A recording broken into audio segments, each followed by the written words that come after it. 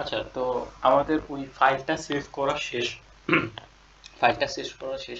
এখন কি করবো? এখন আমরা ওই যে নিজের জি স্যুটে যাব, জি স্যুটে যে ড্রাইভে যাব, যে ড্রাইভ, ড্রাইভে কেন বলে যে ড্রাইভ, আরে এটা না, ড্রাইভে যাব। ড্রাইভ ফাইলে গিয়ে আমরা যে এই নিউতে ক্লিক দিব, নিউতে প্রেস করার পর এই যে ফাইল আপলোড, ফাইল আপলোড এটা ক্লিক করব।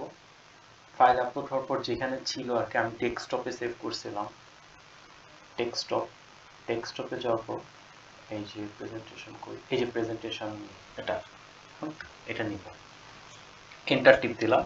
এরপর আছে এখানে প্রেজেন্টেশনটা হইতেছে আর কি, হয়ে গেল। এখন এই প্রেজেন্টেশনে প্রেস করব,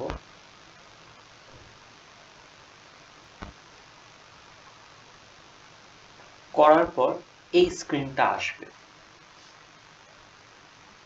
এখন এই জিনিসটা চাইলে গুগল স্লাইড, মানে ল্যাপটপে সার্চ দিবি গুগলে, গুগল স্লাইড, গুগল স্লাইড দিয়ে তারপর জি স্যুট দিয়ে লগ ইন করবি, তারপর এই যে এই সেম জিনিসটাই আসবে।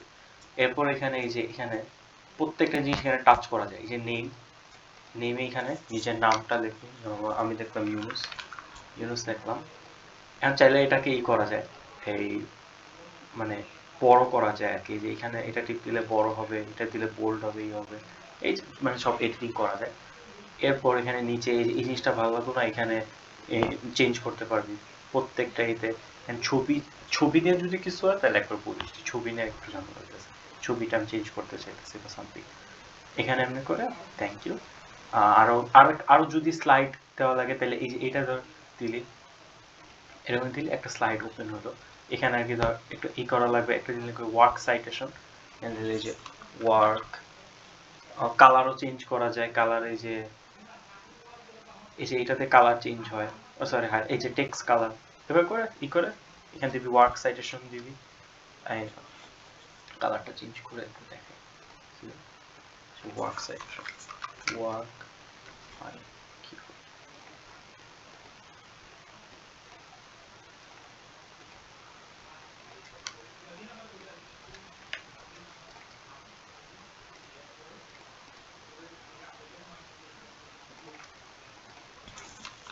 ওয়ার্ক, আরে কি করতেছে, এই যে সাইটেশন, এটাকে অনেক বড় বানানো যায়,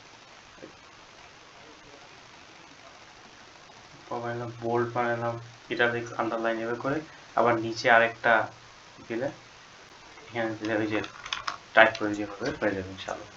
বুঝতে পারছিস কিনা বলিস, এইভাবে করা লাগবে, এটা বুঝতে পারছিস কিনা?